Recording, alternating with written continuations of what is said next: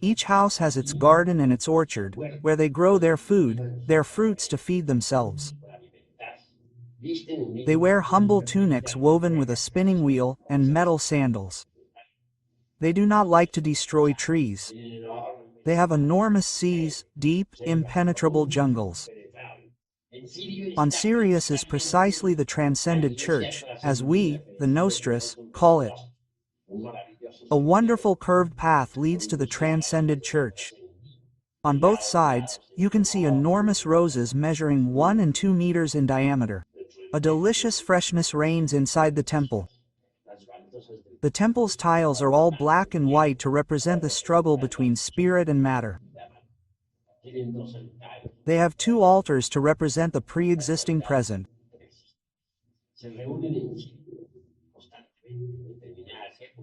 Gurus or ineffable creatures from all over the cosmos constantly meet on Sirius at certain times to celebrate what we call Holy Week, that is, to relive the drama of precious things.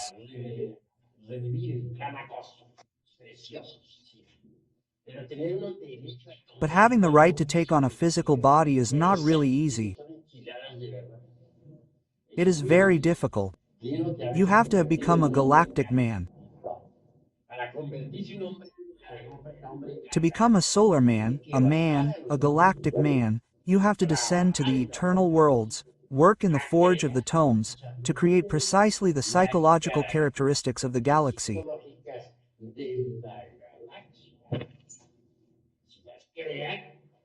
If you create them, you earn the right to take shape in a beautiful way by coming to save us if you want to follow it.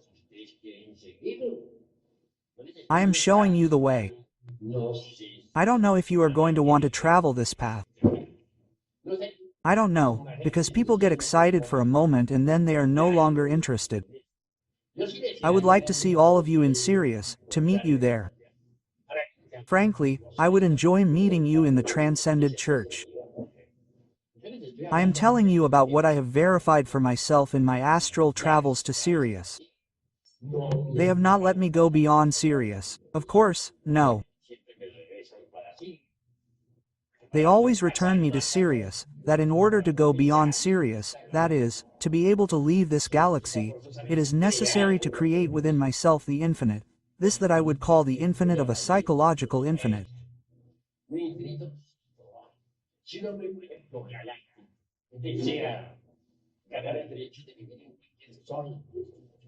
If a man, for example a galactic man, wishes to earn the right to live on any sun of this information, the right to travel throughout this infinity, the right to leave this galaxy, he has to descend to the 9th sphere again, descend again to the infernal worlds for a day, work there with the demons, create the bodies that allow him to go into infinity, create, what can we say about himself, a psychological infinity with psychological attributes and qualities, and any creation, whatever it may be, must be done with sex.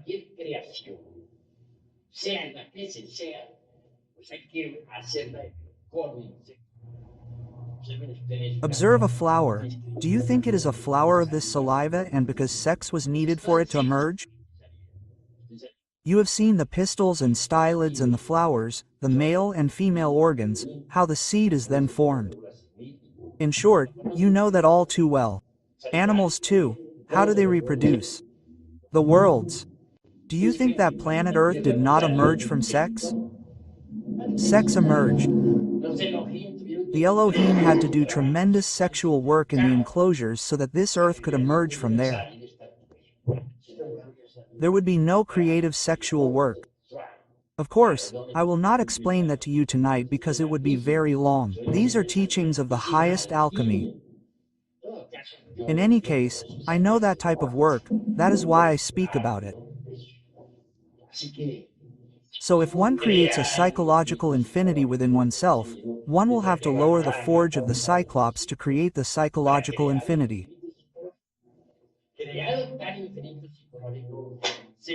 By adopting psychological infinity, one will obviously earn the right to leave the galaxy and live in any galaxy or to travel through all the galaxies of this infinity.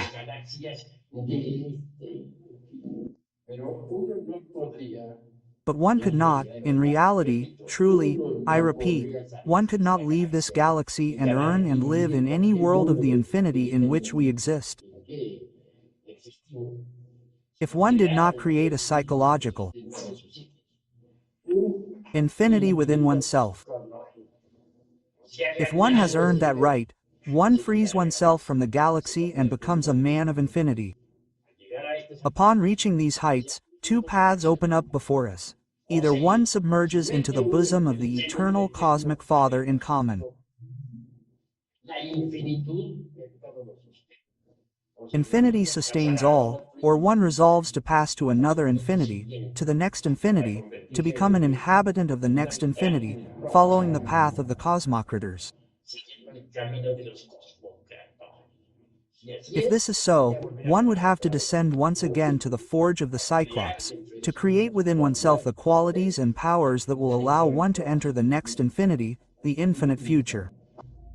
Speaking in the language of the track and Sophia, one would say to the other firmament, charge the book with taking the path that is ultimately, and ultimately one cannot decide on such things. The one who decides is the old man of days, and if he does not resolve to make the decision on his own, then things will go badly. The one who commands is the old man of the children. I would gladly absorb myself into the bosom of the eternal cosmic Father. How could it be so, I would think, but I do not know what the old man of the centuries would say. I couldn't really define that, only he would define it, not me. Conclusion: in order for one to progress on this path, there is no other choice but to work in the forge of the Cyclops, dissolve the ego and love one's fellow men, sacrificing oneself for them. Well, the 5 impressions that the clue speaks to us about. Undoubtedly, man is represented in those 5 impressions. They make him stand with arms to the right and left, his legs open, he has the star of the uncultivated. Now, in a negative way, things change. It is, let's say, the inversion of the intellectual order, it does not indicate black magic, etc. But if we speak of the star and the star, it clearly indicates man. A self-realized man is a perfect flaming star and he shines. Those are the 5 impressions that Pistis Sophia speaks about. The 5 auxiliaries are related to those 5 impressions of Pistis Sophia. Those 5 auxiliaries are the 5 geniuses: Gabriel, Raphael, Uriel, Michael, Samael. There are 5, right? Moon, Mercury, Penumbra, Sun, Mars. The 5 auxiliaries, those 5 auxiliaries are represented in 5 parts of the being that exists within man. This star also represents the 5 trees or 5 orders of lords of the universe. Now, from another point of view, from the magist point of view, the star would represent magical charms, end states, esotericism and transcendental occultism, etc., because unquestionably all kinds of sin will be forgiven except sin against the Holy Spirit. Sex is the power of the Holy Spirit. Any crime against the Holy Spirit is not forgiven. One can negotiate one's karma with the lords of the law, and it can also be forgiven. But karma, that is, crimes, are not negotiable or forgivable. Obviously, if a return or reincarnation is well used, then it can be used for that and the work can be done in a single existence. Well used. It is perfectly possible, but well used to the maximum, and everything can be achieved. One can even manage to become an infinite man, in a single existence if one takes advantage of it properly, if one dedicates oneself to nothing but that, exclusively to that. As for the law of opposites, everything is and is not at the same time. Every truth is truth. Every truth is half an error. Extremes meet.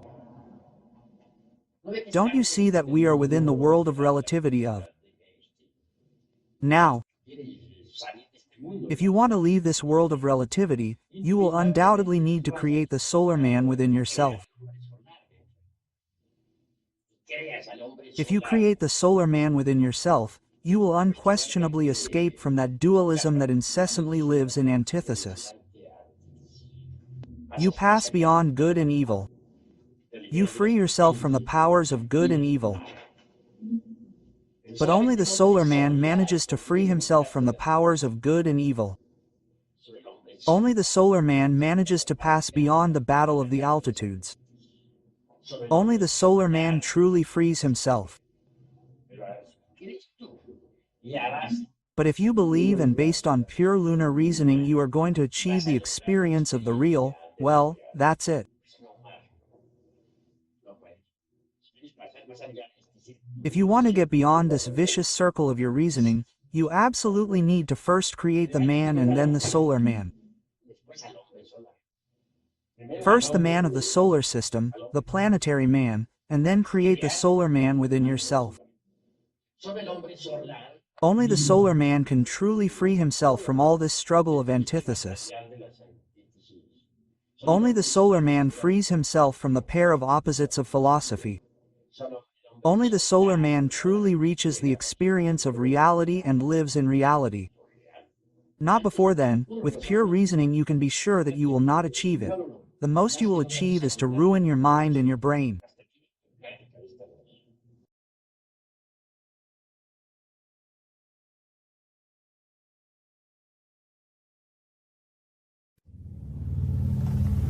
Vamos a hacer una plática con el propósito de que ustedes reciban la enseñanza esotérica.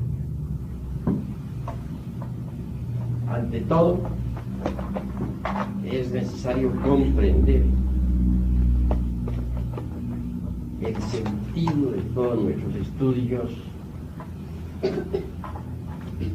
y el objetivo fundamental. Ciertamente necesitamos salir del estado ese en que nos encontramos. La humanidad terrestre es una humanidad anormal, desequilibrada, y nosotros necesitamos comprenderlo. La psiquis del animal intelectual, equivocadamente llamado hombre, está alterada. Como secuencia o corolario de todo esto, podemos decir que toda la humanidad terrestre está desequilibrada mentalmente, psíquicamente y volitivamente.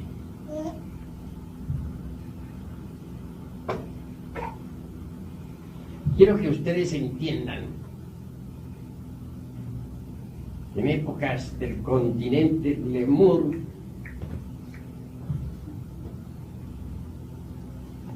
cuando la humanidad todavía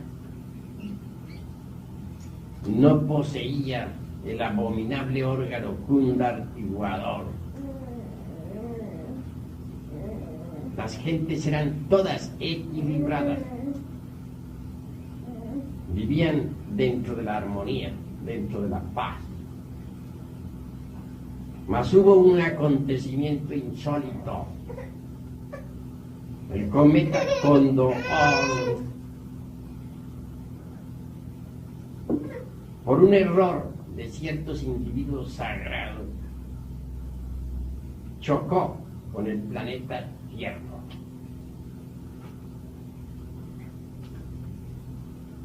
Entonces se produjo una catástrofe espantosa. Algunas islas gigantescas, casi continentes, diríamos, densamente pobladas, se sumergieron entre el océano. Perecieron millones de seres humanos. La Tierra quedó en un estado caótico. las capas geológicas quedaron inestables.